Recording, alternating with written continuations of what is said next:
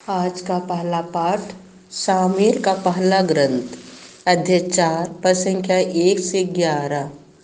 उन दिनों फिलिस्ती इसराइल पर आक्रमण करने के लिए एकत्र हो गए और इसराइली उनका सामना करने निकले। उन्होंने एबेल एजेर के पास पड़ाव डाला और फिलिस्तियों ने अफेद में फिलिस्ती इसराइलियों के सामने पंक्तिबद्ध हो गए। घमासान युद्ध हुआ और इसराइली हार गए। फिलिस्तियों ने रणक्षेत्र में लगभग 4,000 सैनिकों को मार डाला। जब सेना पड़ाव में लौट आई तो इसराइली नेताओं ने कहा, प्रभु ने आज हमें फिलिस्तियों से क्यों हारने दिया? हम शिलो जाकर प्रभु की मंजूसा ले आए। वह हमारे साथ चले और हमें हमारे शत्रुओं के पंजे से छुड़ाए। उन्होंने मंजूसा ले आने कुछ लोगों को शिलो भेजा। यह विश्वमंडल के प्रभु के विधान की मंजूसा है जो केरूबीम पर विराजमान है। एली के दोनों पुत्र होपनी और पीनहास ईश्वर के विधान की मंजूसा के साथ आए।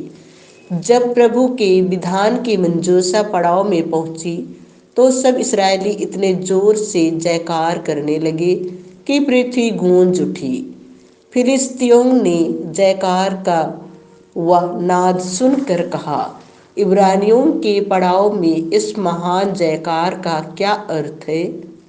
जब उन्हें यह पता चला कि प्रभु की मंजूसा पड़ाव में आ गई है तो वे डरने लगे। उन्होंने कहा, ईश्वर पड़ाव में आ गया है। हाय हाय, हम हार गए। उस शक्तिशाली ईश्वर के हाथ से हमें कौन बचा सकता है? यह तो वही ईश्वर है जिसने मिस्रियों को मरुभूमि में नाना प्रकार की विपत्तियों से मारा। फिलिस्तियों, हिम्मत बांधो और शूरवीरों की तरह लड़ो, नहीं तो तुम इब्रानियों के दास बनोगे जैसे कि वे तुम्हारे दास थे। शूरवीरों की तरह लड़ो। फिलिस्तियों ने आक्रमण किया। इसराइली हारकर अपने तंबुओं में भाग गए। यह उनकी करारी हार थी। इसराइलियों के 30,000 पैदल सैनिक मारे गए। ईश्वर की मंजूसा छीन ली गई और एली के दोनों पुत्र होपनी और पीनहास भी मार दिए गए। यह प्रभु की वाणी है।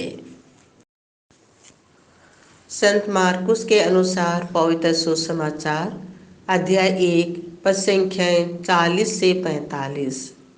एक कोढ़ी ईसा के पास आया और घुटने टेक कर उनसे अनुनय विनय करते हुए बोला, आप चाहे तो मुझे शुद्ध कर सकते हैं।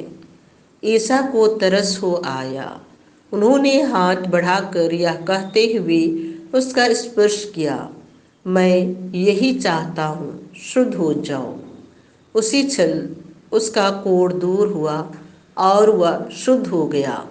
ईसा ने उसे यह कड़ी चेतावनी देते हुए तुरंत विदा किया, सावधान, किसी से कुछ न कहो, जाकर अपने को याजकों को दिखाओ और अपने शुद्धिकरण के लिए मूसा द्वारा निर्धारित भेंट चढ़ाओ, जिससे तुम्हारा स्वास्थ्य लाभ प्रमाणित हो जाए। परंतु वह वहां से विदा होकर चारों ओर खुलकर इसकी चर्चा करने लगा। इससे ईसा के लिए प्रकट रूप से नगरों में जाना असंभव हो गया, इसीलिए वह निर्जन स्थानों में रहते थे। फिर भी लोग चारों ओर से उनके पास आते थे। यह प्रभु का सुसमाचार है।